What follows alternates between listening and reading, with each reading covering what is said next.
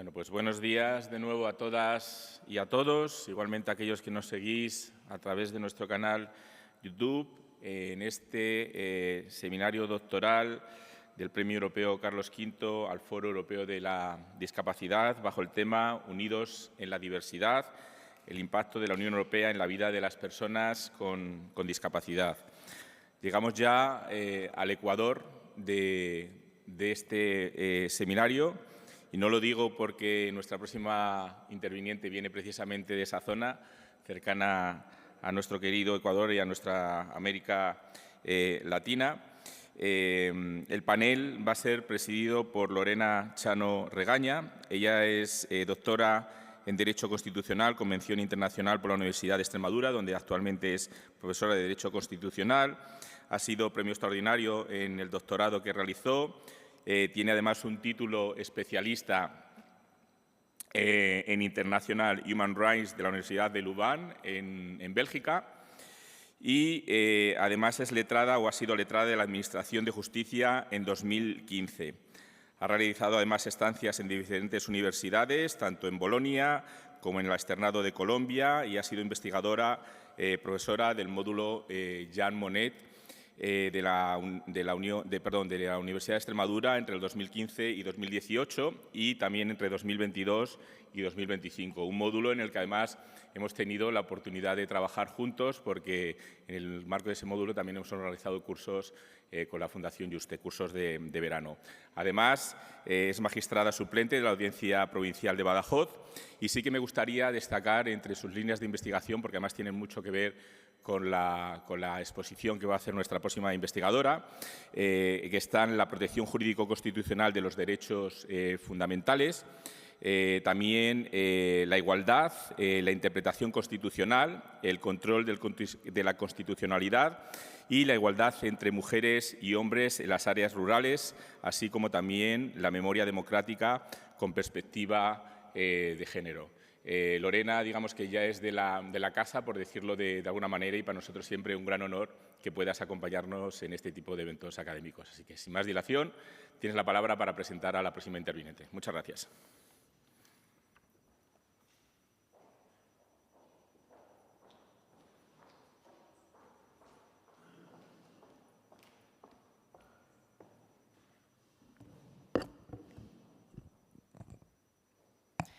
Bueno, buenos días a todos y a todas. Es para mí un honor y un placer estar aquí compartiendo hoy con la familia de Juste, como me gusta a mí llamarla, aunque hoy estamos en Guadalupe, que es un entorno precioso. Y me siento muy honrada de estar aquí en esta sala capitular, donde no sé si vamos a observar la regla o todo lo contrario, vamos a cuestionarla. A mí me gusta pensar que vamos a cuestionarlas porque para eso están las reglas y para eso están estos seminarios tan fabulosos que nos permiten hacer algo que últimamente la producción cuantitativa de la universidad y el sistema universitario no nos permite, que es reflexionar, discutir, someter a evaluación nuestras investigaciones y, entre todos, pues hacer críticas, aportes y sugerencias que mejoren esas investigaciones y esas publicaciones. Con lo cual, es para mí pues, un honor contribuir en la medida de mis posibilidades a este debate. Por delante, mi agradecimiento a la Fundación Academia Europea Iberoamericana de Juste y, particularmente también, el agradecimiento por permitirme presentaros a Paola Andrea Forero Ospina, puesto que lo que he podido indagar respecto de su trabajo y de sus investigaciones es enormemente interesante y me resulta enormemente atractivo desde un punto de vista intelectual. Creo que va a estimular muchísimo el debate. Paola Andrea Forero Ospina es psicóloga, se graduó en Psicología en la Universidad Externado de Colombia, luego hizo un máster en la Universidad Santo Tomás, en su sede en Bogotá, Colombia, dos universidades muy queridas también por mí, y terminó haciendo su doctorado, o está haciendo su doctorado, en la Universidad de Caldas, también en Colombia. Tiene pues, un currículum bastante significativo porque toca, digamos, todas las ramas para que su investigación pueda tener pues, la versatilidad de adaptarse no solamente a la parte más teórica de la disciplina, sino también a las necesidades reales y a la práctica. Porque ella ha sido consultora con una amplia experiencia en temas de construcción de paz, liderazgo público, enfoques de género e interseccionalidad, diseño social y metodologías participativas. Ha coordinado y desarrollado proyectos con instituciones académicas, organizaciones internacionales y entidades públicas. En este momento, de hecho, es la líder de un proyecto de investigación en una empresa, en una consultora. Aparte de esto, pues también ha trabajado para organismos públicos y en los últimos tiempos pues también ha avanzado desde el punto de vista de la investigación. Su trayectoria incluye investigaciones y publicaciones sobre derechos humanos y construcción de paz, violencias basadas en género, juventudes y participación ciudadana. Y bueno, y nos presenta, pues digamos, como digo, un currículum absolutamente versátil, absolutamente aplicativo desde el punto de vista de su experiencia práctica, pero que a la vez tiene pues una solidez teórica, como avalan sus estudios, su formación, sus expedientes, que tienen también una nota muy sobresaliente, digno de mencionar, y nos trae pues un tema, como digo, muy estimulante desde el punto de vista intelectual, porque nos va a hablar de multisensorialidad como horizonte de co-creación, codiseñando caminos para transformar las violencias de género en mujeres diversas. Y es un tema que nos va a unir pues, el tema de la igualdad de género, de la transversalidad del género, de la construcción de paz, de la memoria democrática, todo desde el punto de vista de la construcción cultural y desde el punto de vista de la psicología. Pero claro, aquí el derecho también tiene mucho que decir, con lo cual, como digo, es un tema que, digamos, intersecciona una serie de elementos que estoy segura que nos van a provocar pues, un debate muy interesante. Sin más, te cedo la palabra. Paola, cuando quieras, te escuchamos. Muchísimas gracias.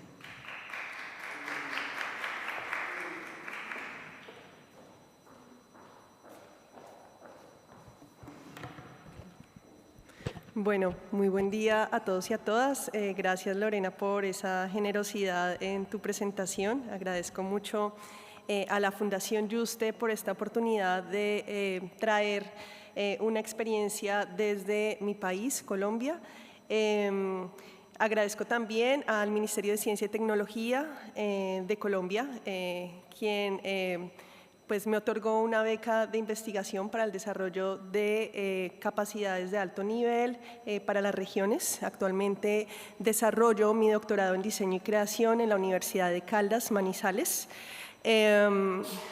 Justamente este año, hacia el mes de julio, presenté mi examen de candidatura, lo cual pues, ya me permite, digamos, avanzar en mi proyecto de investigación como tal. Me encuentro en la fase de trabajo de campo, donde seguramente muchos de ustedes ya han pasado por allí. Y estoy siendo tutoriada por la doctora Sandra Silva Cañaveral, una docente, artista visual, quien tiene pues, también una amplia trayectoria en lo que tiene que ver con género, construcción de paz, desarrollo de materialidades y pues, también es doctora en diseño y creación y actualmente funge como docente de la Universidad del Valle en Colombia. Bien, mi presentación hoy se denomina Multisensorialidad como horizonte de co-creación, diseñando caminos para transformar las violencias de género en mujeres diversas. Esta ponencia que traigo hoy va a, digamos, recorrer un camino que parte desde mi lugar de enunciación como investigadora y por eso quisiera empezar con este video que a continuación van a ver.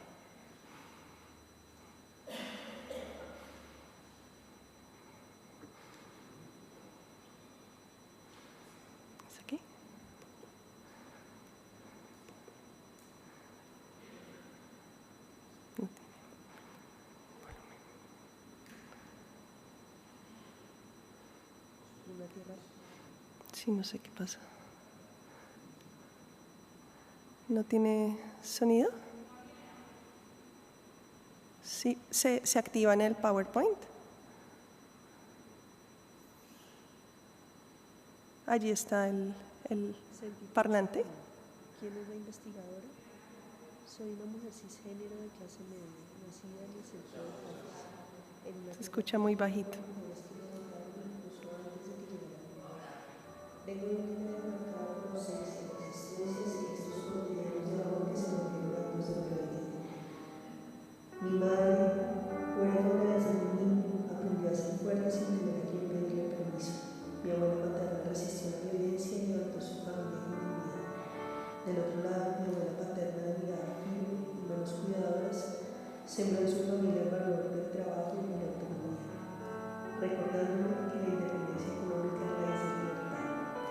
Este linaje de mujeres fuertes y persistentes es el mapa íntimo de mis búsquedas.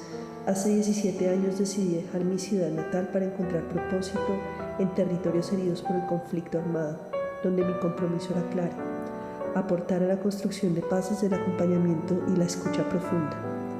Allí encontré mujeres que, como mi madre y mis abuelas, resistieron lo insoportable.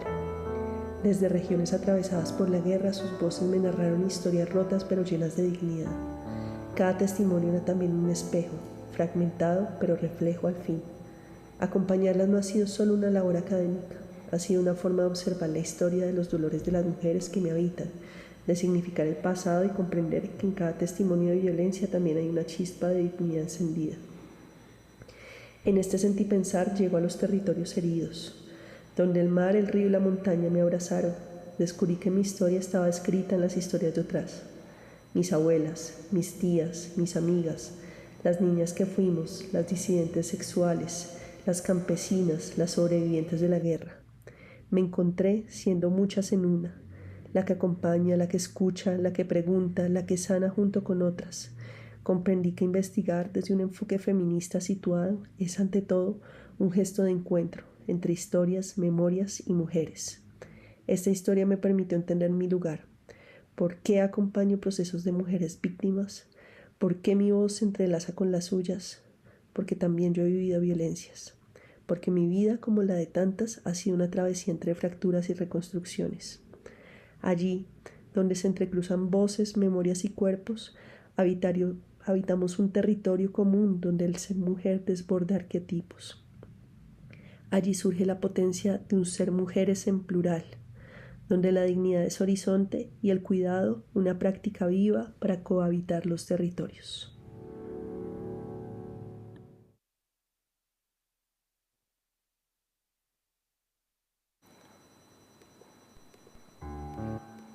Ay, perdón. No sé cómo devolverlo. Bueno, esta presentación pues tiene todo el sentido con la apuesta de investigación-creación que hoy les vengo a compartir. Primero hay que decir que este concepto del sentipensar es tomado de un sociólogo colombiano que se llama Orlando Fals Borda, y justamente su postulado plantea que el darle un lugar tanto al sentimiento como la razón es una posibilidad para construir conocimiento.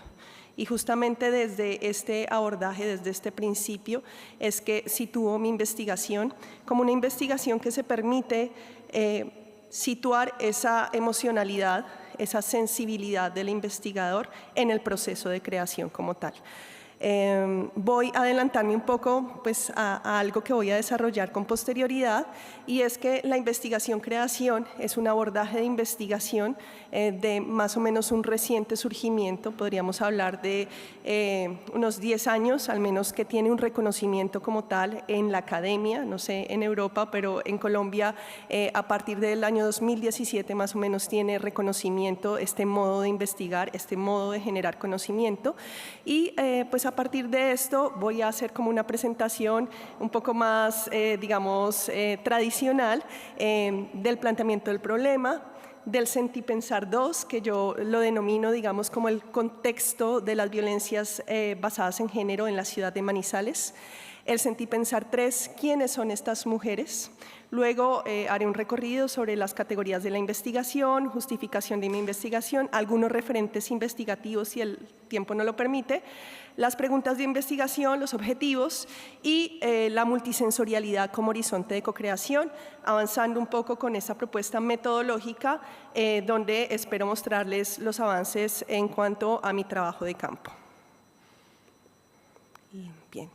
El primer elemento a mencionar en el planteamiento del problema es que mi país, Colombia, tiene una historia de conflicto de más de 60 años, un conflicto que ha implicado la confrontación entre actores armados legales e ilegales, cuya confrontación efectivamente ha afectado a la población civil de una manera bastante impactante, siendo las mujeres el principal grupo poblacional que ha sido afectado. Hablamos de un promedio de 9.974.000 víctimas del conflicto armado registradas en el Registro Único de Víctimas, y de este valor, cerca del 50% son mujeres. Obviamente hay un tema que tiene que ver con el subregistro de la cifra. Digamos que estas cifras responden a las personas que han acudido a una entidad estatal a registrarse como víctimas y han tenido este reconocimiento. Sin embargo, muy seguramente esta cifra es superior, y esto es bastante importante saberlo, porque en el contexto del posacuerdo, es decir, a partir del año 2016, que es cuando el Gobierno Nacional se sienta con la desaparecida guerrilla de las FARC en la ciudad de La Habana, Cuba, a sostener un proceso de negociación de paz, empieza a visibilizarse cuán importante es la participación de la población civil y particularmente de las organizaciones sociales en el proceso de construcción de paz. Es allí donde asisten las organizaciones de mujeres, quienes se empiezan a implicar en todos los procesos de construcción de paz, entendiendo que la rehabilitación psicosocial, el proceso de reparación integral requiere que se involucren las voces de las víctimas, de las personas que directamente han vivenciado este conflicto. Hay que decir además que a partir de 2016 surgieron varias entidades que serían garantes de estos acuerdos de paz en La Habana, entre ellas la Jurisdicción Especial para la Paz. En el contexto del trabajo de la Jurisdicción Especial para la Paz, las organizaciones de mujeres han sido muy claves, porque es a través del acompañamiento de las organizaciones de mujeres que se han litigado y que se han situado la importancia de atender las afectaciones diferenciales de las mujeres en el contexto de la guerra. De hecho, el macrocaso 11 es un caso que evidencia cuáles son esas afectaciones diferenciales que han ocurrido en el cuerpo de las mujeres. Bien. Otro elemento importante que para mi investigación merece destacarse tiene que ver con que la investigación pretende develar, visibilizar aquellos estereotipos y, digamos, aquellos constructos que están más en el plano de lo social, que han sustentado históricamente las violencias contra las mujeres. Esto tiene que ver también con que en la guerra y en los conflictos armados usualmente es el cuerpo de las mujeres el que, digamos, funciona como motín, ¿cierto?, para generar unos procesos de aleccionamiento social que son bastante profundos y que por ende pues nos habla de unas violencias que han sido naturalizadas e incluso invisibilizadas, no solamente en el contexto de la guerra, sino en el contexto de lo doméstico. Bien, el siguiente elemento que merece destacarse es que cuando hablamos de violencia en el contexto de las violencias basadas en género, hay unas consecuencias profundas y unas repercusiones bastante grandes en cuanto a lo que se entiende como afectaciones diferenciales. Y esto me lleva también a situar la importancia de entender las violencias basadas en género desde una perspectiva interseccional, porque en el caso de las violencias basadas en género en mi país, digamos que las diferentes capas de lo social se han encontrado, lo étnico, ¿no es cierto?, todo lo que tiene que ver con las condiciones también de discapacidad de las mujeres, la procedencia territorial, son elementos importantes a concebir cómo se configura el fenómeno de la violencia.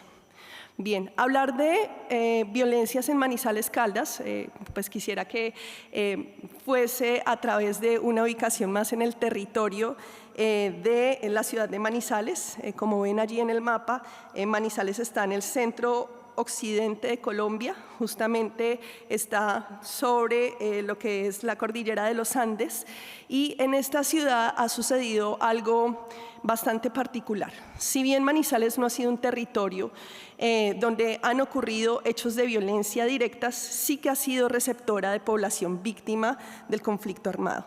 Y esto pues afecta bastante en el sentido de que Manizales ha vivenciado el conflicto casi como una realidad o una,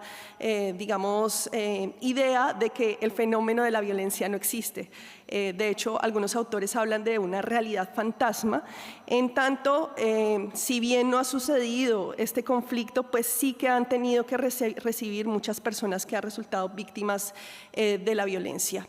En términos, numéricos, es importante destacar que en el caso de Manizales hay una serie de expresiones de una matriz estructural del fenómeno de la violencia que se refleja en las violencias domésticas, la violencia intrafamiliar, la violencia contra niños, niñas, adolescentes, la violencia contra las mujeres. Bien.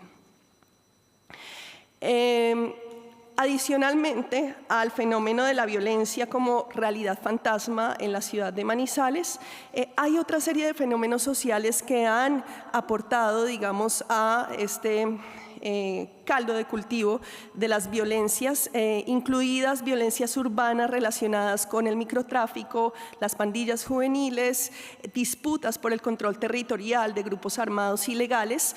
Y es allí donde las mujeres desplazadas son, digamos, quienes resultan con mayor afectación en términos de explotación sexual, en términos de explotación económica, que genera, pues, obviamente, un fenómeno en el cual la violencia basada en género está inscrito en un ecosistema de normalización y silenciamiento. Y esto es importante también porque, de alguna manera, en esta matriz estructural, el silenciamiento, la legitimación social de la violencia es un aspecto importante que ocurre no solamente en el plano de lo público, sino también en lo privado. Bien, el fenómeno de la violencia, digamos en cifras, para el año 2024 estábamos hablando de una tasa cercana a 2.19, digamos, de la población total de casos de violencias basadas en género, en las cuales encontrábamos que Manizales se situaba más o menos en el puesto 10 en el total nacional de casos de violencias basadas en género. Bien, es allí entonces que yo me acerco a Manizales. La Universidad de Caldas está situada en la ciudad de Manizales y me acerco a través de los procesos que se venían adelantando previamente a mi trabajo de investigación.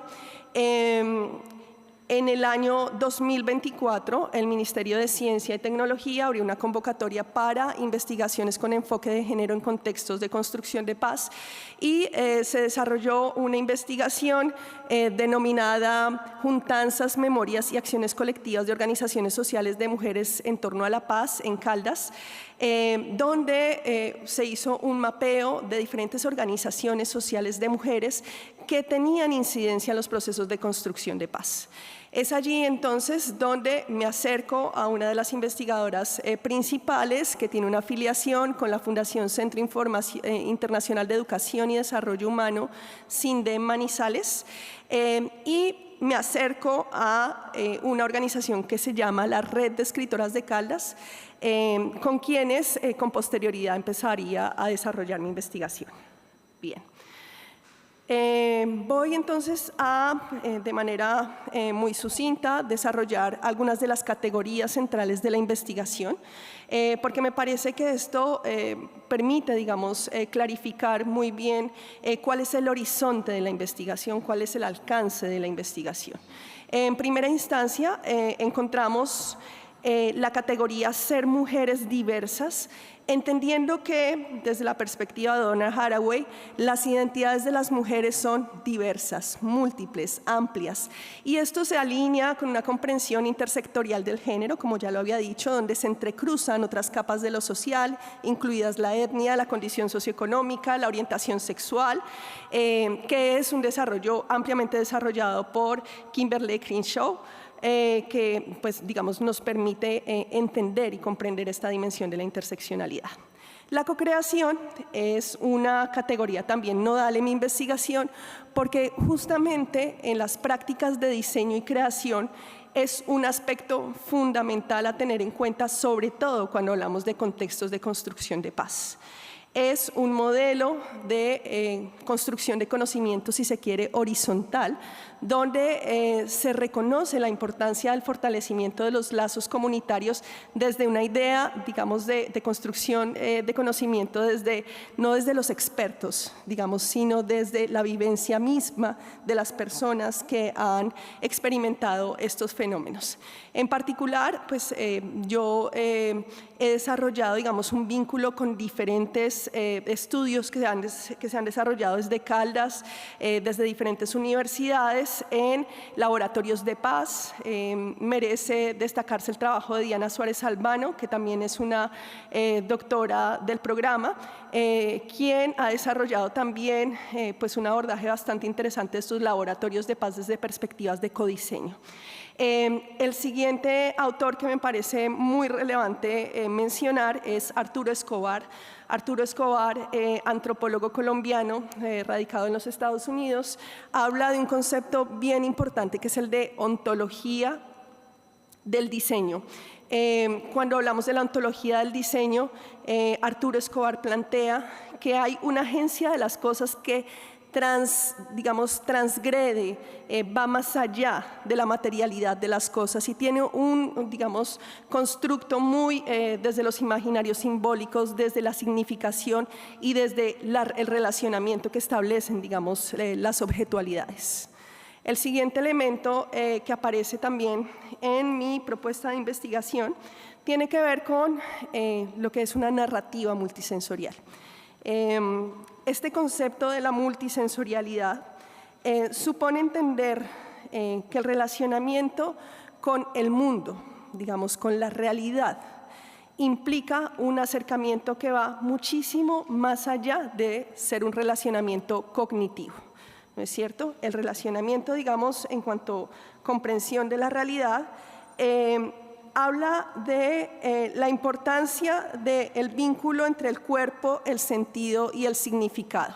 Es el cuerpo un escenario de significación.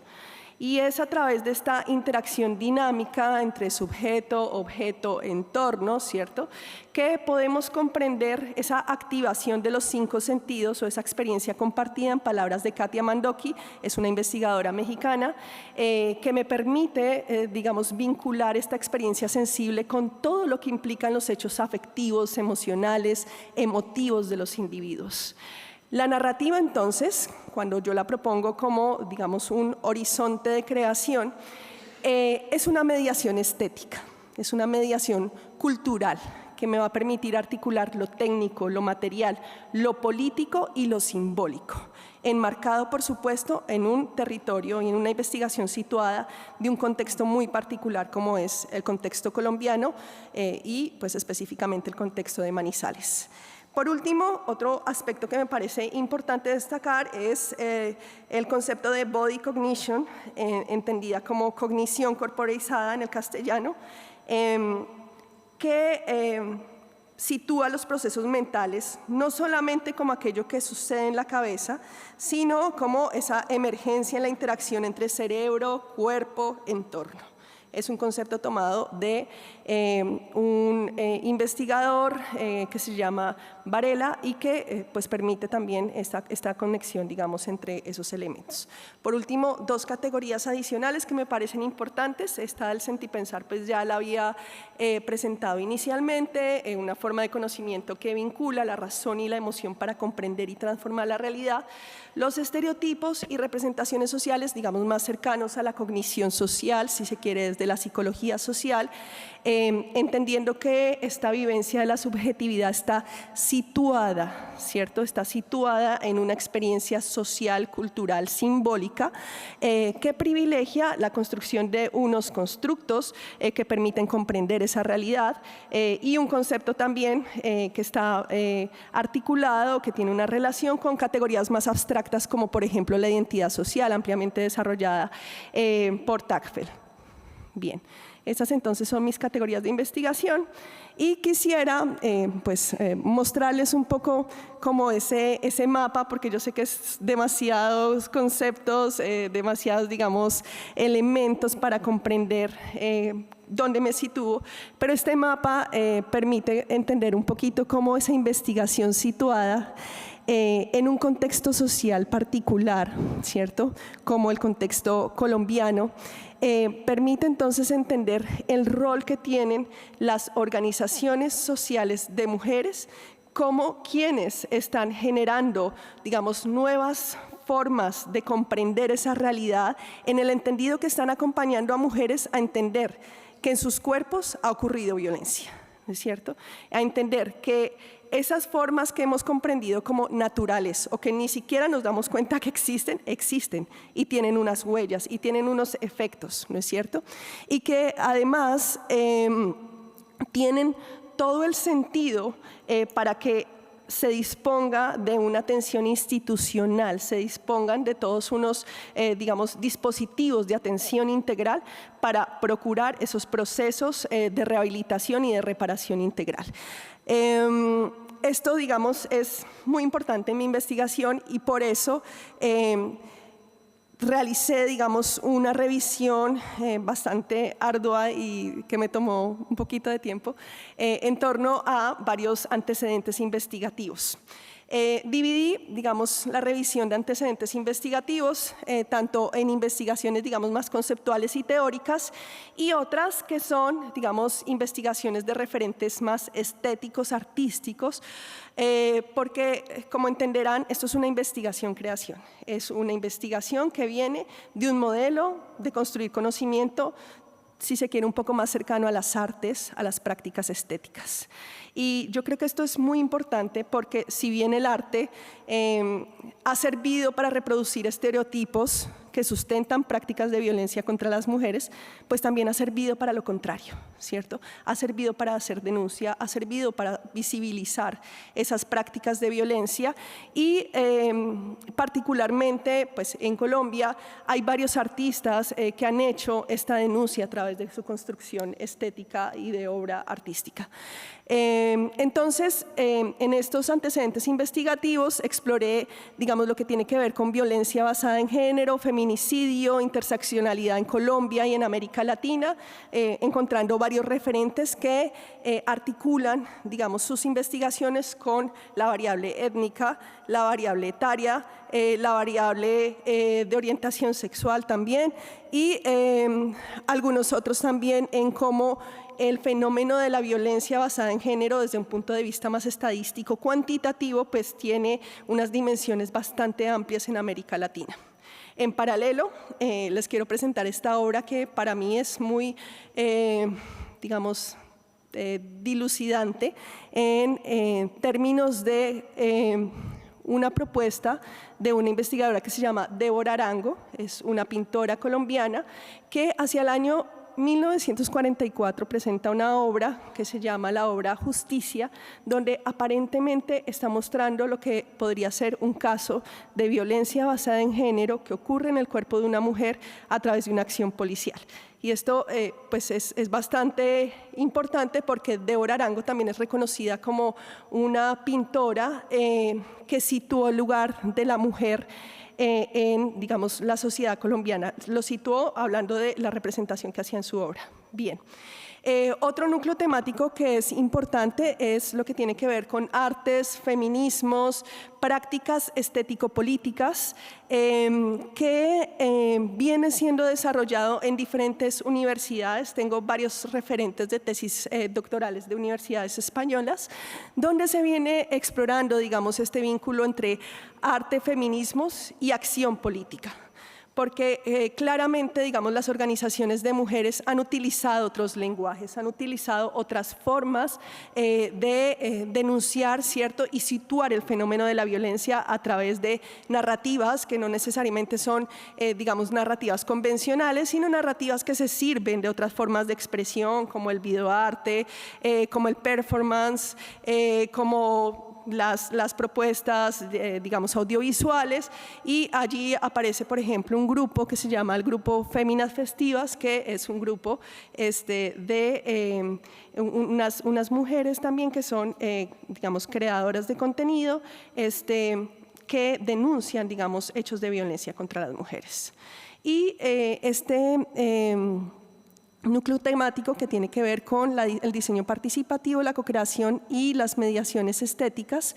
Allí aparecen pues diferentes investigadores, diferentes tesis también doctorales, donde pues se ha vinculado, digamos, el abordaje de la co-creación, del codiseño en experiencias de construcción de paz. Traigo a colación una experiencia de una organización de mujeres que está en los Montes de María. En los Montes de María es una región que fue bastante impactada por el conflicto armado, y allí están las tejedoras de Mampuján. Las tejedoras de Mampuján son mujeres que, a través de una técnica que se llama el tejido quilt, elaboran la memoria de la vivencia de la violencia a través de unos telares bastante grandes, y esa fue una experiencia pues que tuve la oportunidad de llevar a un congreso de enseñanza del diseño en Buenos Aires, un congreso de diseño, digamos, reconociendo este gran conocimiento, porque además esta organización fue Premio Nacional de Paz en el año 2015, como una experiencia también de transformación de violencias. Bien. Otros referentes artísticos, pues que no me voy a poder detener allí, pero pues quiero que sepan que existen bastantes referentes artísticos y prácticas estéticas que sitúan la experiencia de las violencias basadas en género, y otros referentes teóricos en torno a abordajes que para mí son importantes desde la epistemología feminista, el conocimiento situado, el diseño social, participativo y ontológico, la noción de cuerpo, expresión y fenomenología. Es una investigación, creación que se sitúa desde un enfoque fenomenológico, y por ello referentes como Maurice Merleau-Ponty son importantes, digamos, para incorporar en esta apuesta fenomenológica, las violencias basadas en género y la noción de interseccionalidad.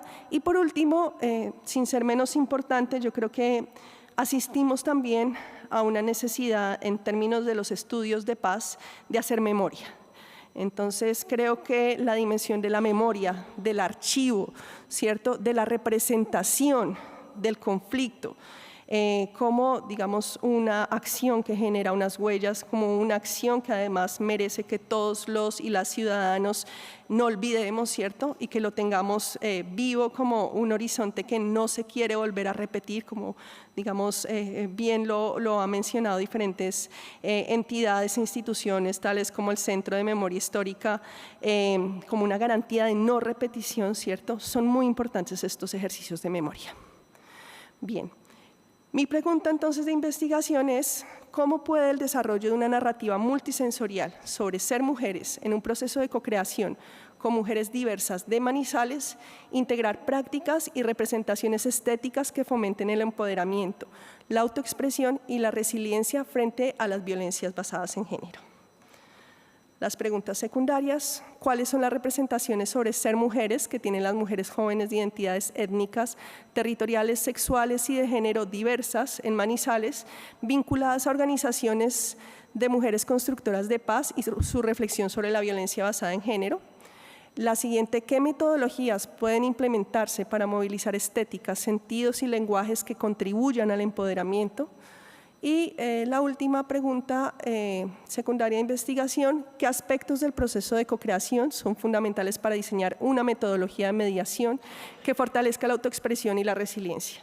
Con esta última me adelantaré un poco a mi objetivo final de investigación, que tiene que ver con el desarrollo de una metodología. Se espera que una vez pues, termine el proceso de investigación-creación, aquí quede una metodología para el trabajo de violencias basadas en género, y por eso la importancia de vincular mujeres lideresas que trabajan en diferentes territorios que puedan replicarla. Adicionalmente también se esperará que esta metodología quede alojada en una plataforma Open Access, pues, para que esto pueda ser replicado en escenarios incluso donde se puedan extrapolar estas reflexiones, territorios de conflicto, de guerra, incluso receptores de población que ha sido víctima de la violencia. Bien, la investigación-creación entonces es el punto central en el cual yo me permitiré desarrollar una narrativa multisensorial, entendiéndola como ese, digamos, sistema de significados y de sentido para hacer esa transformación de las violencias basadas en género. Voy a pasar un poquito para hablarles un poquito ya, digamos, de lo que es la puesta en marcha de la investigación, que esto pues me emociona mucho porque pues es algo que estoy viviendo muy recientemente y que me permite también traer a ustedes pues esta propuesta del horizonte de co-creación, llámese narrativa, donde empezamos a trabajar con un grupo de mujeres en Manizales y donde empezamos a hacer esto como una convocatoria a mujeres lideresas que quisieran trabajar con, digamos, con una investigadora como yo, en una universidad, asistir a un espacio de creación, que es un espacio que se llama el Media Lab, un espacio de creación, y fue necesario también vincular a otras organizaciones. Para mí es importante decir esto porque tal vez, digamos, en el contexto en el que me encuentro, la investigación se hace de pronto en mejores condiciones o, digamos, condiciones que de pronto uno como latinoamericano ve como ideales. Si bien yo tengo una beca, digamos, la beca pues me da, digamos, hasta cierto punto, digamos, unos recursos para su ejecución en términos de investigación, pero no es algo a lo cual yo me dedique 100%. ¿Sí? El doctorado, digamos, hace parte de pues mi proyecto de vida como académica investigadora, pero paralelamente yo también me desempeño como consultora, como ejecutora también de proyectos sociales, y fue allí que concebí la importancia de generar, digamos, una articulación para mi proyecto junto con lo que es la Red de Escritoras de Caldas, el Media Lab de la universidad y una entidad que se llama Dado Diseño para Todos. No sé si se puede hacer play en el video que aparece allí, por favor. Gracias. Y quiero mostrarles esto que aparece en pantalla, que es un libro objeto que recoge la experiencia de personas con discapacidades visuales a través de relatos eróticos. Este es un libro que se llama Con las yemas de la piel, que explora, digamos, diferentes recursos sensoriales. Si se dan cuenta, es muy del lenguaje táctil, para hacer, digamos, una visibilización de lo que implica la experiencia erótica de personas con discapacidades visuales. Y lo traigo a colación porque fue a través, digamos, de este recurso que se hizo esa convocatoria, buscando que las personas, las mujeres que participaran, pues fueran muy sensibles a este tipo de lenguaje. Y pues, dicho sea de paso, acudieron mujeres con diferentes discapacidades, como discapacidad visual, discapacidad psicosocial. Y esto fue importante también porque ellas tienen un vínculo directo con la escritura, son escritoras, muchas hacen poesía, muchas hacen otro tipo de escritura, y a través de la convocatoria se les propuso que íbamos a codiseñar una bitácora multisensorial, que después les voy a mostrar en qué va. Entonces, ese primer momento de convocatoria me permitió identificar ese grupo de mujeres, ¿cierto? Quiénes se iban a implicar en el proceso de investigación-creación y empezar a desarrollar el primer objetivo específico de mi investigación, que tiene que ver con identificar las representaciones sobre ser mujeres.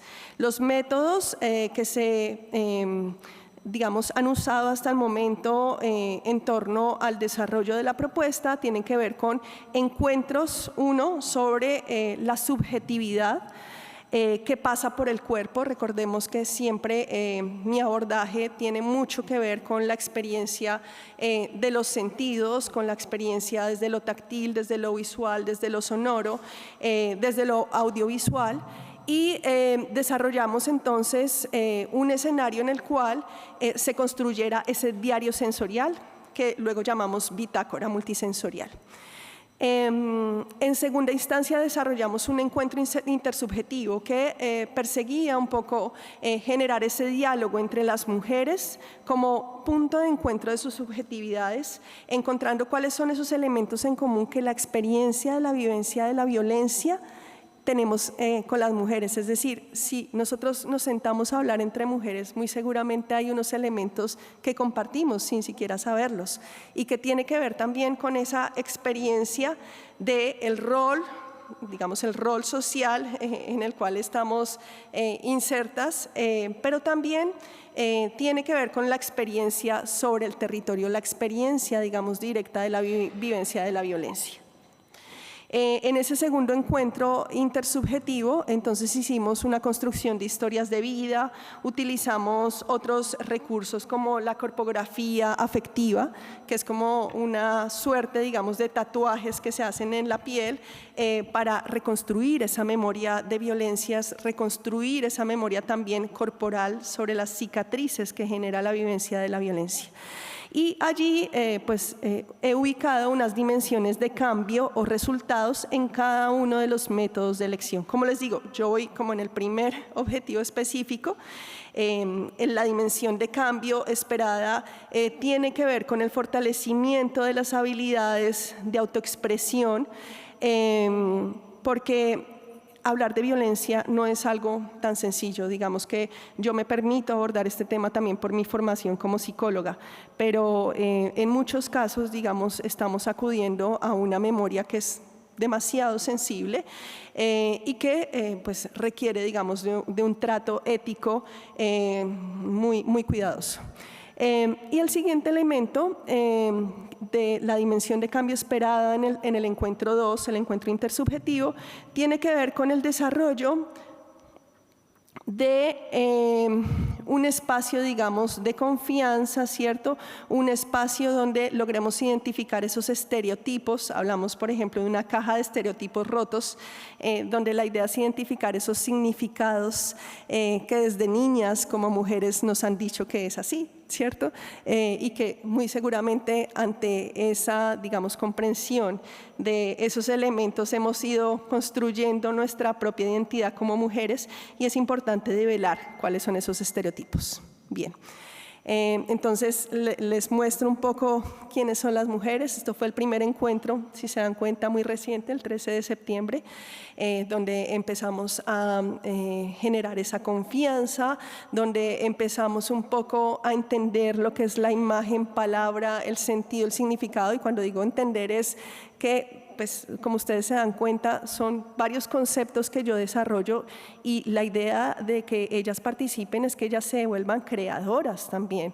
Es decirles, estamos haciendo una investigación-creación donde yo no soy la experta, ¿sí? Donde, aunque yo estoy haciendo un estudio doctoral, estamos haciendo un aprendizaje colectivo, horizontal, y entrar, digamos, en un ejercicio de confianza también a través de metodologías como los círculos de palabras, de otros recursos para activar, digamos, esta dimensión sensible, expresiva, que tiene que ser, digamos, muy cuidada y muy transparente también. Un recurso que se utiliza, digamos, en diferentes investigaciones y que he podido rastrear es el bordado. El bordado, digamos, como práctica, No sé si en España sea muy común, las mujeres antes solían mucho encontrarse a través del bordado para hablar de cosas íntimas, ¿cierto? Para saber qué ha pasado en la vida de la otra. Entonces, utilicé este recurso que pues ya se ha utilizado en varias investigaciones que tienen que ver con violencias y construcción de paz para generar un espacio de confianza. ¿Sí? Para decirles a ellos, mira, hay una cantidad de materialidades, ¿sí? Yo llego a este espacio, al Media Lab, y pongo una mesa con muchos materiales, telas, pinturas, hilos y diferentes recursos, y la idea también es como que llevarlas a entender que la investigación-creación se permite evitar la incertidumbre. Digamos que estamos muy en un modelo empírico positivo donde casi que llevamos como muy clarita ese paso a paso para desarrollar la investigación, pero la investigación-creación se permite esas libertades, ¿no? Entonces, este ejercicio del bordado permitió también entender lo que implica codiseñar, lo que implica construir una imagen de manera colectiva. Allí se identificaron algunas motivaciones para participar en el proyecto, no me detendré allí por temas de tiempo, porque quiero contarles lo que fue el segundo encuentro. El segundo encuentro trató sobre las subjetividades que pasan por el cuerpo. Allí ya empezamos a construir lo que es esta bitácora o libro arte que pretende desarrollar todas estas, digamos, lenguajes que van mucho más allá de lo visual y que asisten, digamos, a una forma de representar esa violencia y, por ende, identificar elementos para su prevención y transformación en clave de diferentes, digamos, narrativas. Y por último, el encuentro intersubjetivo, este fue muy recientemente.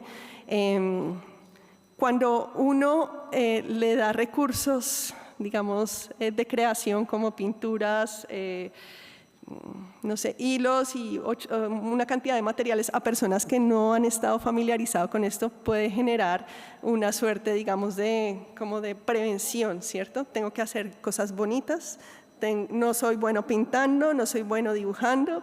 Entonces, a través también del acompañamiento de mi directora de tesis, que es una artista con gran trayectoria, pues hemos ido explorando formas de expresividad para que las mujeres se sientan cómodas, ¿cierto? Para que ellas encuentren las creadoras que llevan dentro. Y estos ejercicios que estamos desarrollando hasta este momento pues persiguen esta idea. Por último, quisiera cerrar con estos tres elementos que para mí son muy importantes y que creo que podrían aportar a este espacio de discusión. Y es que cuando hablamos de la condición de ser mujeres, de ser personas con discapacidad y de ser víctimas de la violencia, tenemos tres elementos bastante, digamos, importantes e impactantes para comprender que las mujeres, el cuerpo de las mujeres, ¿cierto?, con todas sus diversidades, merece una atención, merece un acompañamiento, que yo sé que si bien esto es una realidad muy situada, territorializada, colombiana, muy seguramente tiene aplicación en otros contextos. Muchas gracias.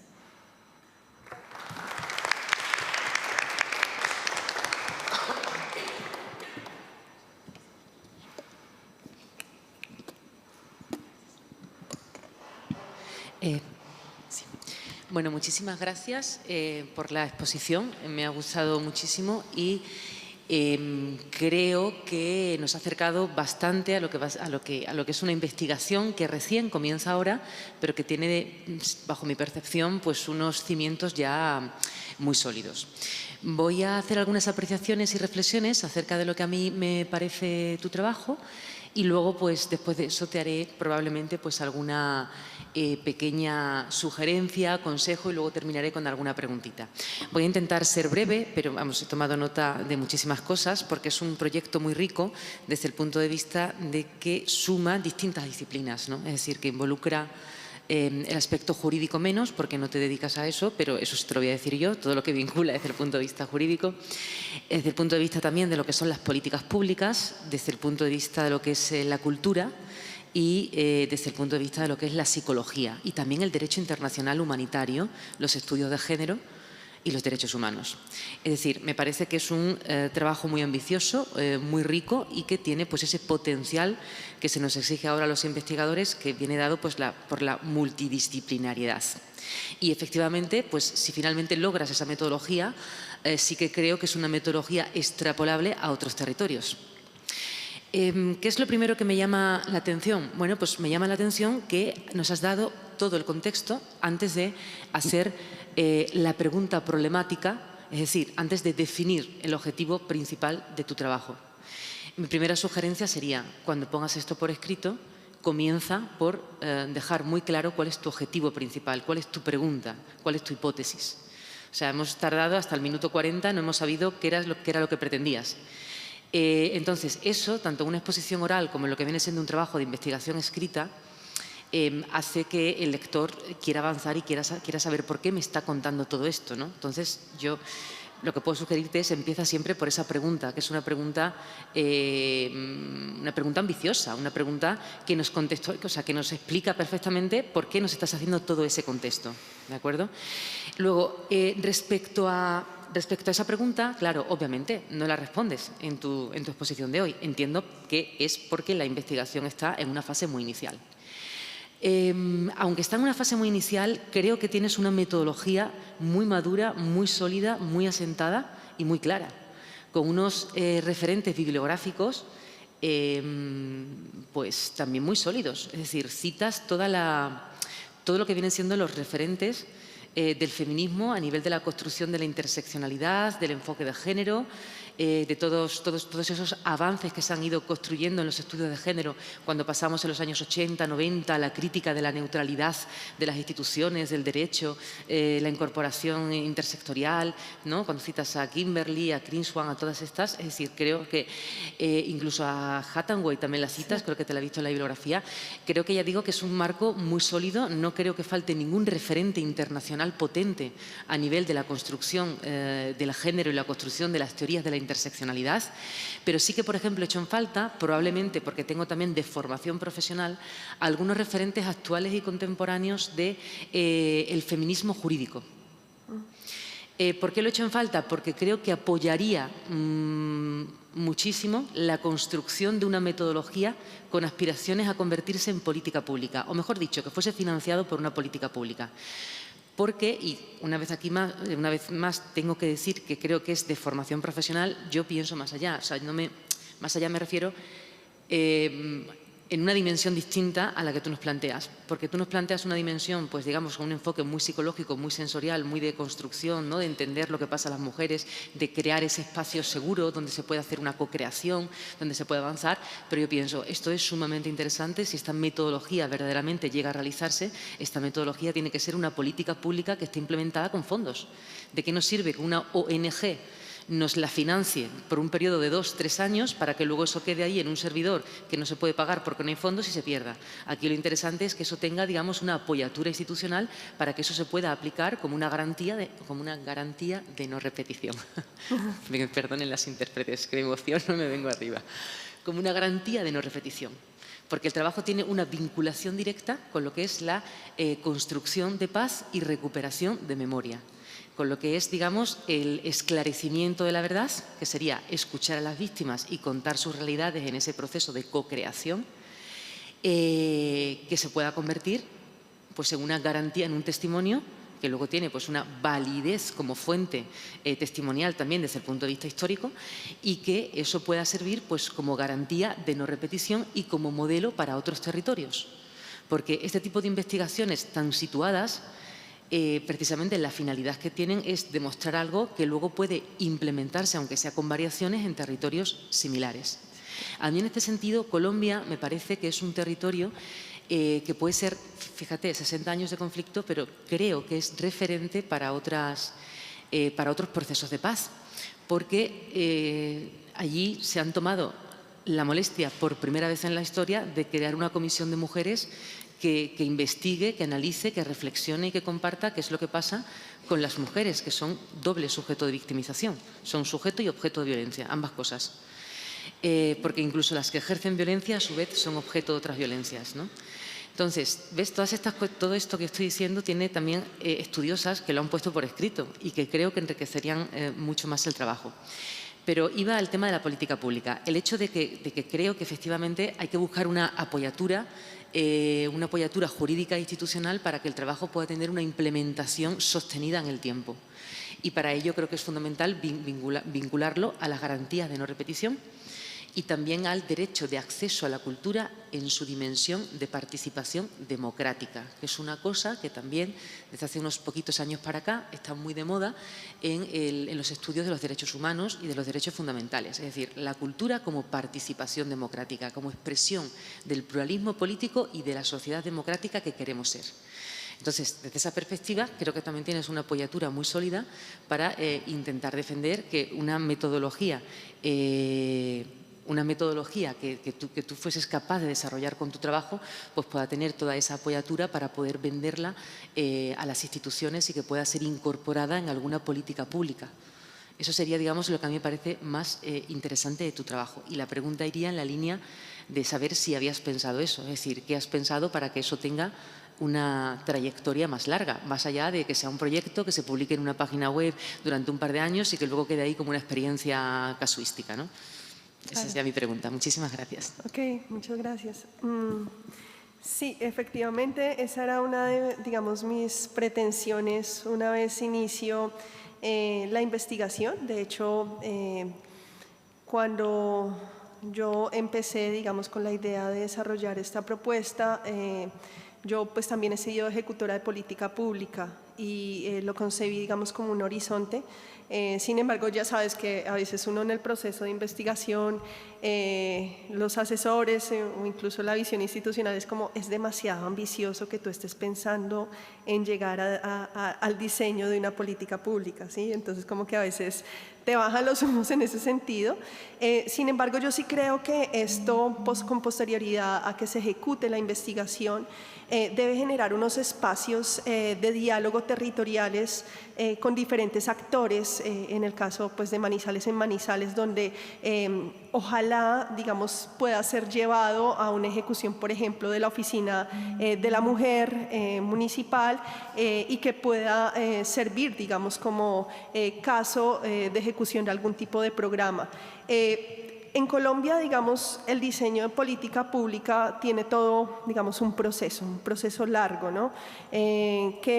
Pues, me exigiría, digamos, a futuro abrir otra puerta que no descarto, pero sí, digamos que por el momento en esta investigación yo quisiese llegar, digamos, al desarrollo metodológico, como bien tú lo has planteado, y dejar, digamos, como un capítulo posterior al ejercicio de investigación para pensarme en esa sostenibilidad e impacto de lo que estoy construyendo. Gracias. Muy bien, muchas gracias. Tiempo de preguntas, comentarios, sugerencias. Si queréis, mientras os vais animando. Sí, Teresa, por ahí. Mira, te dejo aquí este micro. Vale, muchas gracias por esta explicación tan sugerente. Yo voy un poco en el hilo de la profesora Lorena Chano. Soy jurista, claro, también. Entonces, ¿para qué? Porque yo veo muy claro que todo el potencial que deriva de la puesta en práctica de su investigación y de todo lo que puede implicar.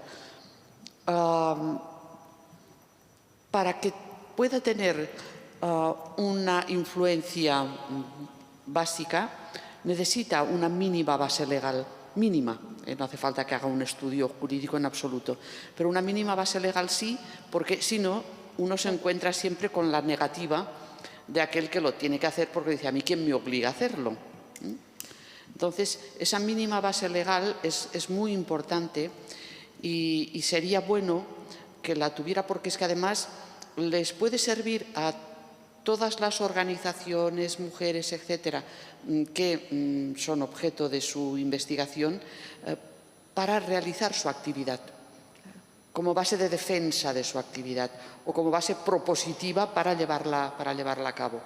Entonces ahí es muy importante, como le ha dicho, el derecho internacional humanitario, sobre todo en los casos en los que haya habido conflicto armado. Es lo que se aplica en los conflictos armados. ¿Por qué? Pues porque vela por los derechos de las víctimas. Y los conflictos armados producen una tan gran cantidad de discapacidades físicas y psicológicas que hay ahí un cuerpo importante de medidas que uno puede, de alguna manera, pues, utilizar en provecho de esas víctimas. También en el ámbito latinoamericano, la Convención de Belém do Pará, que rige para toda la zona. Hay casos de jurisprudencia de la Corte Interamericana de Derechos Humanos aplicado a mujeres víctimas en conflictos armados y que además les han producido unas discapacidades vitales importantes, y eso resulta también interesante. Y luego, por último, la referencia a una institución que, bueno, es relativamente nueva en Naciones Unidas, es poco conocida, que es la Defensoría de Derechos Humanos, los defensores de derechos humanos. Sí. Sus organizaciones son defensores de derechos humanos, sí. Lo son. Por lo tanto, todo lo que se produce en ese ámbito le es aplicable. Y los informes de la relatora especial de la ONU sobre violaciones a mujeres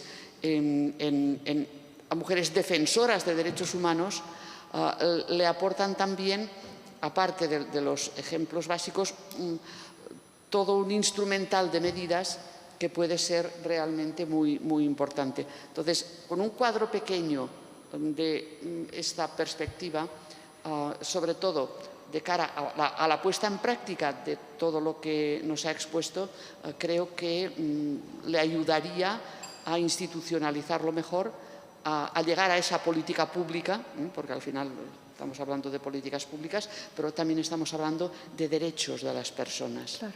Y en este caso de derechos de las mujeres con discapacidad muy claramente. Okay. Muchísimas gracias. Muy amable, profesor. Gracias. Muchas gracias, Paola, por esta intervención que me ha abierto a mí. Yo vengo de Colombia, pero no había entendido, vivo en Alemania desde hace mucho tiempo y para mí es un tema también muy doloroso y no entendía la dimensión del problema, así que te agradezco muchísimo. Quería preguntarte, en este momento geopolítico en el que se encuentra el mundo, muy desafortunadamente con el alza en conflictos a nivel mundial, ¿conoces de otras iniciativas similares a las tuyas que existan en otros países con conflicto como Ucrania, Gaza? Bueno, No, la verdad no las he rastreado. Yo llego, digamos, a este ejercicio por un estudio que acompañé para el Ministerio de Justicia en Colombia, donde desarrollamos un diagnóstico sobre las afectaciones diferenciales en el marco del macrocaso 11, que es el caso que viene atendiendo la Jurisdicción Especial para la Paz en cuanto a afectaciones de las mujeres. Sí creo que sería importante, digamos, avanzar en una perspectiva comparada de la investigación, pero digamos, no es lo que me estoy proponiendo por este momento. Para mí ha sido complejo, digamos, ese ejercicio de acotar, porque si ustedes se dan cuenta, pues es un tema que tiene tanto de largo como de ancho. Entonces, ese ejercicio de acotar, pues ha implicado mucho, me ha tocado como dejar en el camino muchas ambiciones que tenía. Pero yo creo que es una puerta que se abre. O sea, cuando yo hablo de una metodología que pueda ser extrapolable, replicable, creo que vamos a llegar a eso muy seguramente, ¿cierto? A experiencias que estén sucediendo en Ucrania, en Siria. Yo he tenido la oportunidad de trabajar, por ejemplo, con el Instituto Kroc, que acompaña procesos de paz en diferentes territorios, por ejemplo, en Irlanda. Entonces, creo que es una puerta que seguramente llegaré a tocar en el futuro. Gracias.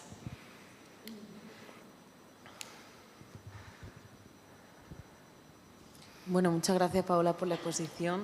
Enhorabuena por el trabajo, creo que es súper interesante como el enfoque.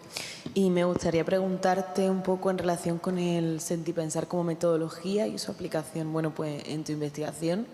me quedé absolutamente fascinada con el libro el libro sensorial de relatos eróticos, que me parece como súper importante también, ¿no?, contar con esos materiales y esos recursos. Y bueno, pues si te gustaría... Claro. Digamos que este concepto, como yo lo decía, viene muy de situar la experiencia del creador.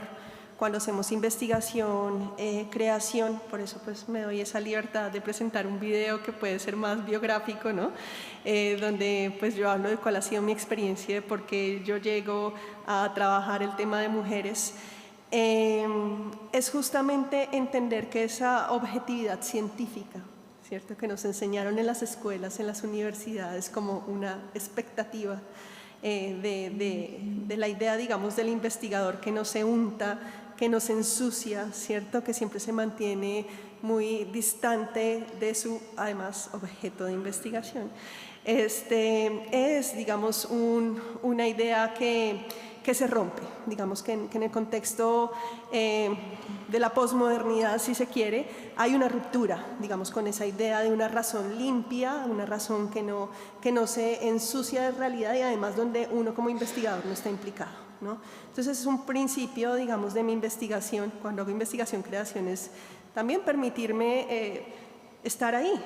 De hecho, los libros que escribía Falsborda, el libro de la historia doble de la costa caribe colombiana, es un libro que está escrito en dos narrativas. Entonces, de este lado está su diario íntimo y de este lado está toda su conceptualización sociológica del estudio de las comunidades de las ciénagas colombianas. Entonces, creo que esta apuesta en la investigación-creación de situar el sentir del investigador, ¿cierto?, de situar su historia, su vínculo emocional, afectivo, con aquella pregunta de investigación es algo súper legítimo y creo que es una forma de ser muy honestos en la investigación social, ¿no?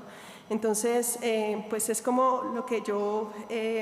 después del recorrido, porque yo he hecho mucha investigación tradicional, o sea, también he escrito artículos, también he hecho investigación para, digamos, probar hipótesis, etcétera, pero bueno, el camino de la vida me ha ido llevando también a acudir, digamos, a otras metodologías y otras aproximaciones que son en este momento, digamos, más coherentes con mi forma de ver el mundo y de aportar como investigadora.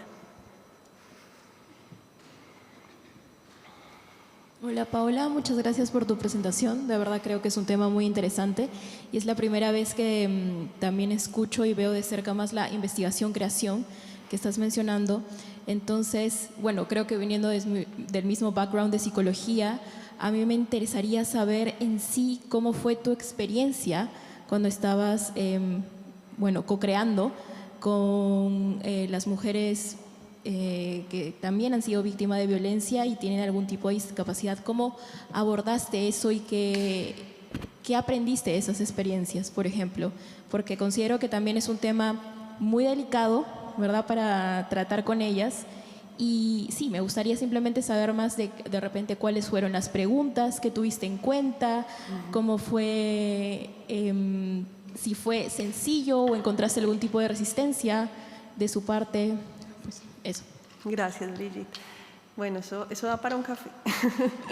Pero lo que te puedo decir por el momento es que yo pues siempre llevo una guía de laboratorio.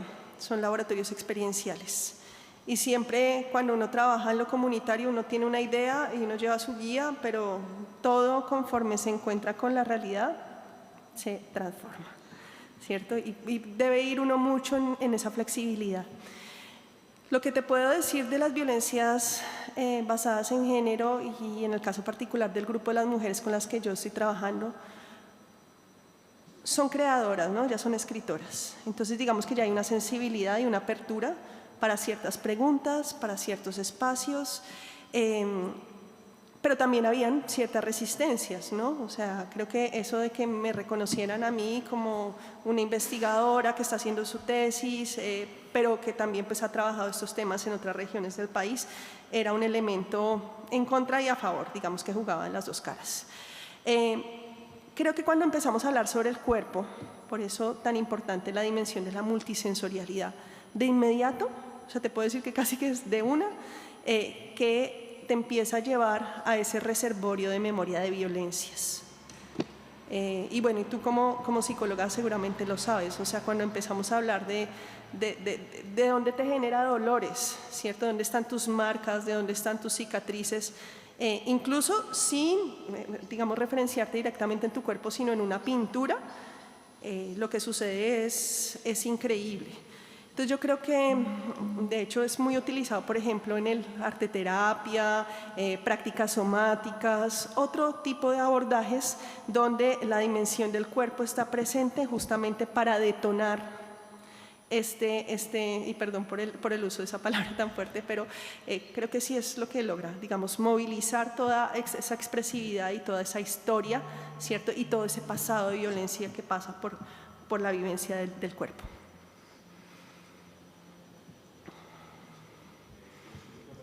¿Le acercáis un micro, por favor? Hola, Paula. Bueno, como había dicho antes, sabía que iba a ser un trabajo brillante. Me gusta mucho esa metodología de investigación-creación. No sé si se parece a la investigación-acción, que es algo que conozco más yo, pero me suena muy similar, de una investigación en la que también las personas con las que investigas crean, hacen cosas, hay esa co-creación. Yo lo que te quería preguntar, habías comentado también justo ahora algo de un libro de un investigador que por un lado hacía una narración como propia, ¿no? Como una especie de diario quizás de su crecimiento personal, y luego por otro como tal de lo que estaba investigando, ¿no? Algo así, ¿no? Acababas de comentar, creo que algo así. Sí, de la historia doble de la costa Caribe. Pues yo lo que te pregunto es si tú te planteas hacer algo así, porque me imagino que de todo lo que has investigado y de lo que estás investigando ahora has tenido que aprender un montón y has tenido que tener un crecimiento personal también. Entonces, si te planteas hacer algo así, porque yo creo que es muy interesante ver también no solo el cambio que han podido experimentar las mujeres con las que investigas, sino tú también como investigadora y también como mujer. Claro. Sí, pues digamos que yo como buena investigadora social llevo mi diario de campo y procuro, digamos, no abandonar esa parte autorreflexiva. Como no tengo todavía, digamos, ese formato muy claro de cómo va a ser, yo tengo que escribir pues un informe de investigación y he sido muy también cercana, por ejemplo, al lenguaje audiovisual. He estado pensando de pronto que esa narrativa incorpore esa voz mía como investigadora, buscando un equilibrio también, porque no quisiera que fuese, digamos, una cosa tan autobiográfica. Creo que no le haría justicia a pues, la importancia de este tema y la voz también de las mujeres. Pero la respuesta es sí, digamos que sí lo estoy contemplando. No sé si como lo hacía Falsborda o de otra manera, pero la idea es que eso sí seguramente va a alimentar el ejercicio del informe final de investigación. Gracias, Juan Manuel. Muchas gracias, Paula. Yo quería hacerte un comentario muy en línea también con lo que ha dicho también Lorena Chano al principio, y bueno, más allá de las observaciones ya que se han hecho sobre dónde situar la propia pregunta y tener más en cuenta los aspectos jurídicos. Y es que el tema de la discapacidad no aparece hasta el minuto 45 de tu presentación. Y de cara al trabajo sí, claro, que nosotros debemos recibir en el contexto de este seminario y en el contexto de este proceso de investigación y estas becas, el tema de la discapacidad es fundamental y es esencial. Con lo cual sí que esperamos que de cara al trabajo que nos presentes final, tendréis otros 3-4 meses para profundizar en la investigación. El tema de la discapacidad en este contexto, que entiendo es especialmente delicado, y el trabajo que has realizado, que además que combina de manera muy equilibrada tanto lo que es la investigación académica como el trabajo de campo, ¿no? Y además con ejemplos muy concretos y significativos, debe tener cómo esto afecta a las personas con discapacidad. Sí. ¿Cuál es el efecto de esta co-creación, por ejemplo, artística en las personas con discapacidad? Porque en la presentación se ha limitado a mencionar que sí, de estos 10 millones de personas, el 50% o un poco más son las que están afectadas por violencia digamos, víctimas del conflicto armado son mujeres, y de ese tanto por ciento pues hay un 5% que son personas con discapacidad. Pero claro, eso no me da a mí tampoco ningún tipo de perspectiva a cómo este tipo de metodología puede también afectar a las personas con discapacidad. La idea de este encuentro, de este seminario, al final es que esto pueda tener una serie de resultados que puedan dirigirse a personas con discapacidad. Estamos hablando de conflictos armados, con lo cual entiendo que perfectamente el tema de la discapacidad está muy presente, precisamente por los conflictos armados, pero en este caso, de cara a la mujer y a la violencia que sufre la mujer en este tipo, el tema de la discapacidad, creo que en este contexto en el que estamos aquí, tiene que tener mucho más peso. Sí. Es mi única observación, sobre todo de cara al contexto final, porque toda la contextualización que has hecho, fantástica, muy bien presentada, muy bien, digamos, argumentada y, digamos, hilada, pero yo la pregunta que tenía al final, y bueno, lo he visto justamente al final en la última diapositiva, ¿dónde está la discapacidad aquí en esta presentación? Claro, sí, tal vez faltó hacerlo mucho más explícito. Y bueno, la propuesta que envié para la aplicación a esta beca tenía que ver con cómo la multisensorialidad es, digamos, un recurso, ¿cierto?, que atiende justamente a esas discapacidades. Obviamente, desde la perspectiva del diseño universal, no quiero, digamos, hacer una apuesta de investigación que genere una segregación, al contrario.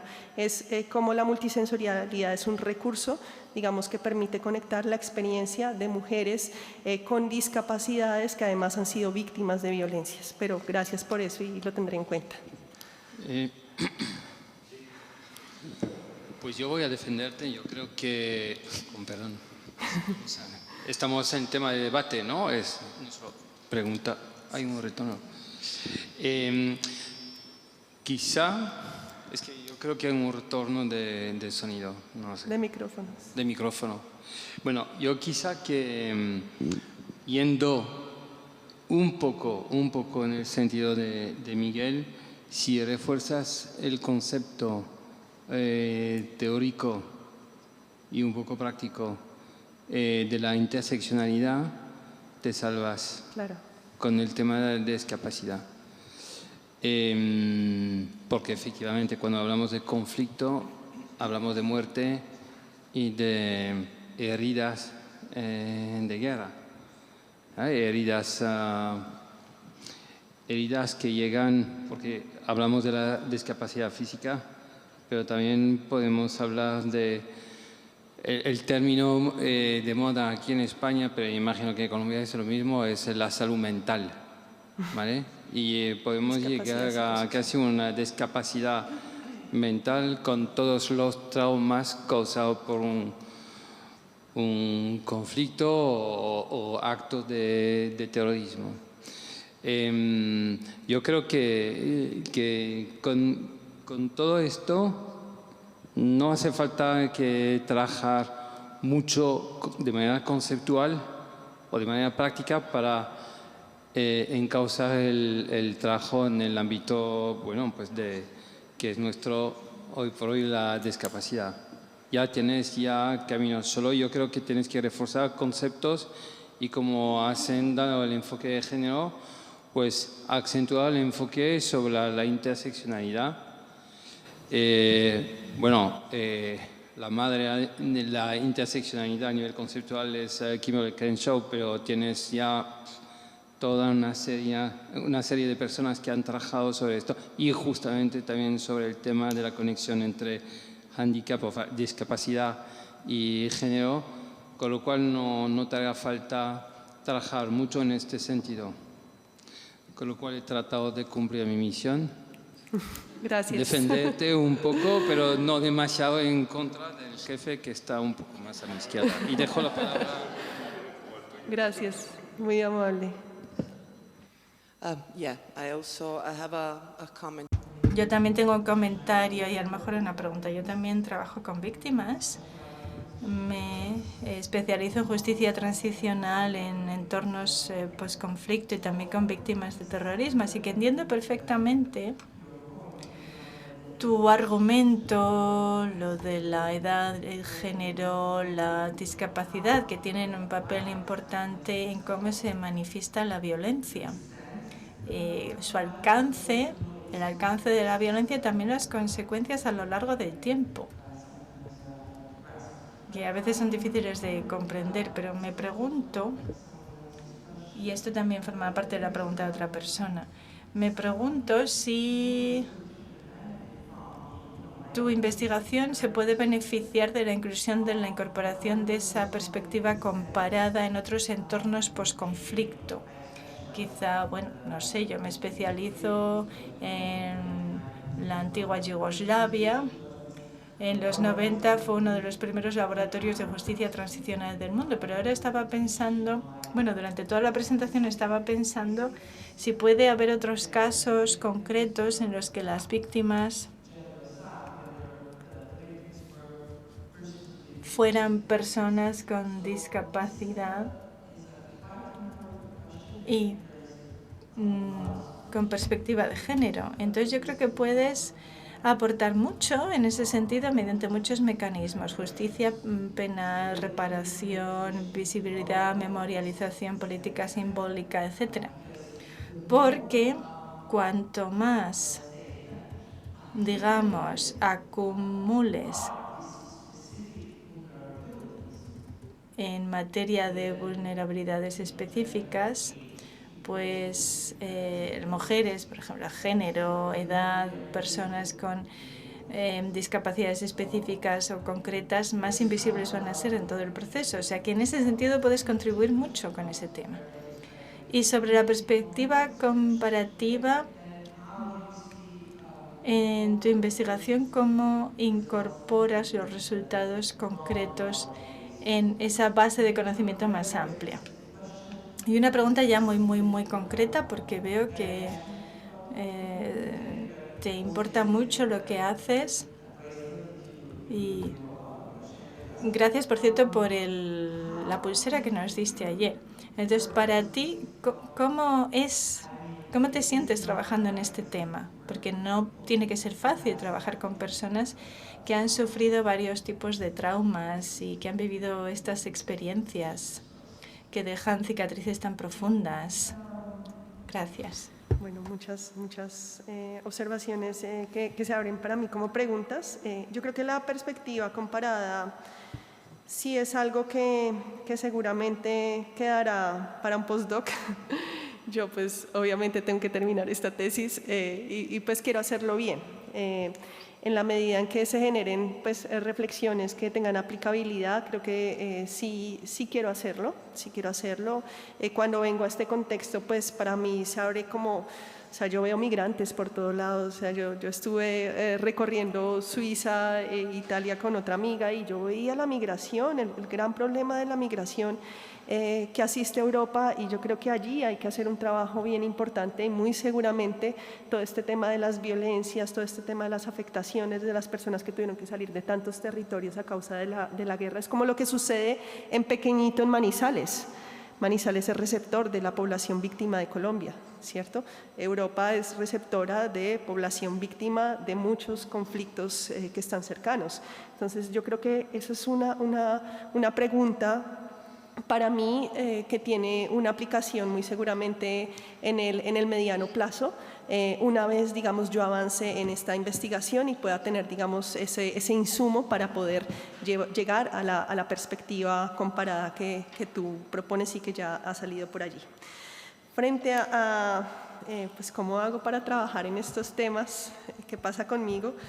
Bueno, yo creo que desde que salí de la universidad estoy trabajando, y pues ahí sale en el video un poquito, en temas de paz. Yo creo que es una apuesta también muy personal de aportar como investigadora, como interventora social a los procesos de construcción de paz en mi país.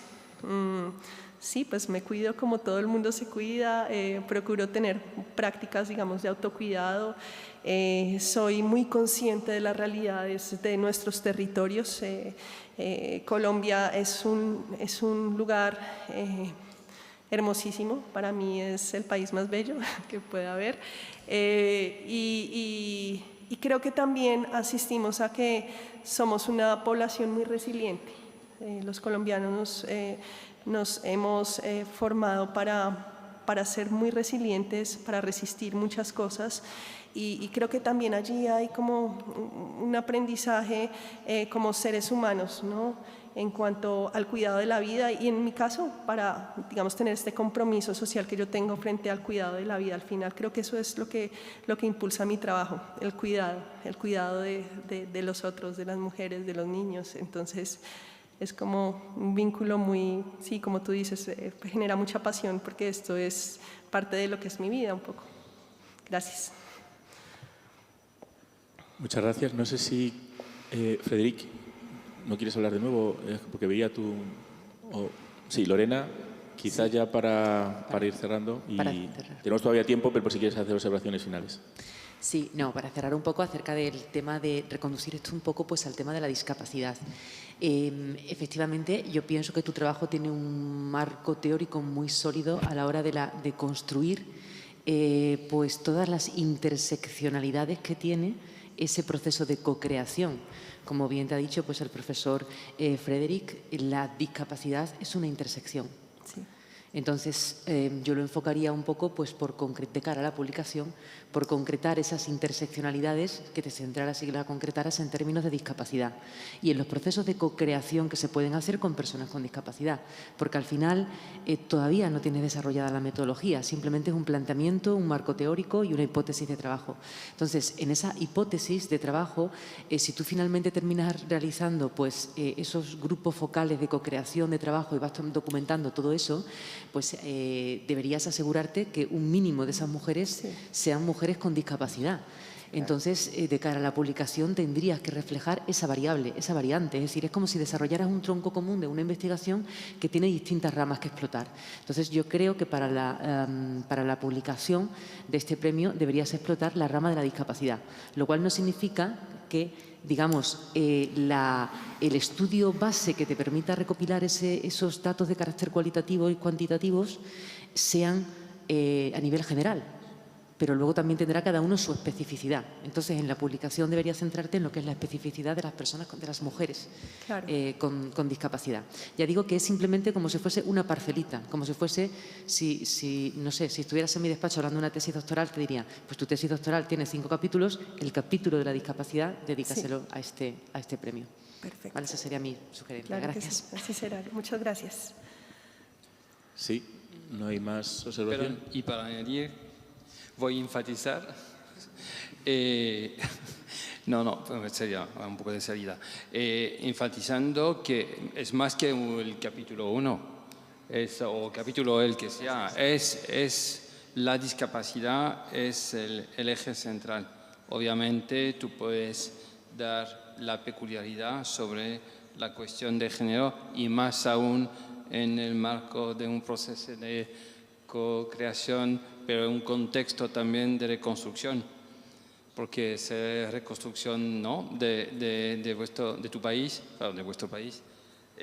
debido a esas décadas de conflicto, pues poner narcoconflicto, conflicto, lo que tú quieras, pero es eso, el eje central es discapacidad y variantes, pero también juntas, que son el género, que es el contexto del conflicto y hasta incluso las consecuencias de la evolución del conflicto o de los conflictos que ha habido sobre la población afectada. O sea, es una metodología que vas a tener que desarrollar a través de la tesis o para ese paper, una metodología holística y compleja. Ánimo. Gracias. Sí, yo aquí simplemente, ya para cerrar, si no hay más intervenciones, sí que me gustaría decir, y esto no es un mensaje hacia ti solamente, sino a todos en general, porque sí que es verdad que a veces las becas que nosotros ofrecemos pueden dar lugar a la confusión en que nosotros apoyamos una tesis a personas que estén trabajando sobre el tema concreto de la convocatoria, cosa que no es así. El criterio de que vosotros estéis haciendo un doctorado es lo que a nosotros nos asegura que el trabajo que presentáis tenga la calidad suficiente. Tú puedes estar haciendo un trabajo en periodismo, por ejemplo, o en derecho, o en cualquier otro tipo de disciplina, pero lo que nosotros queremos es que tenga o no tenga que ver vuestro trabajo de tesis con la temática, sí que intentéis focalizar vuestra especialización hacia el tema de la convocatoria. Porque luego el resultado, y nos lo comentábamos en el café o alguien me preguntaba, la idea, porque me decía, oye, pues de esto sería bueno que estos resultados y este trabajo que estamos realizando les llegue a los decisores políticos. En este caso concreto os puedo asegurar que ese efecto lo vamos a tener, porque el Foro Europeo de la Discapacidad, que representa a más de 100 millones y en el que hay más de 800 organizaciones de discapacidad representadas, nos va a permitir hacer ese trabajo de lobby, en el buen sentido, para poder llegar a todas las instituciones públicas y decisores políticos, tomando todos esos trabajos que vosotros nos presentéis como base. Con lo cual es importante que el concepto y el tema de la discapacidad esté bien presente para que ellos vean la utilidad de cara al trabajo que vosotros habéis realizado en este campo. Por supuesto, contextualizándolo en el marco de vuestra especialización en el trabajo de investigación de tesis que estéis desarrollando. Entonces, viene a ser un comentario, crítica constructiva, porque ahora tenéis todavía un trabajo por delante de unos pocos de meses para poder realmente desarrollar el trabajo que nos vais a presentar de cara a la publicación y lo que va a servir realmente para que esto tenga un efecto positivo para las personas con discapacidad. Bueno, pues si no hay más preguntas, más observaciones, creo que se ha merecido un gran aplauso por la excelente presentación. Muchas gracias.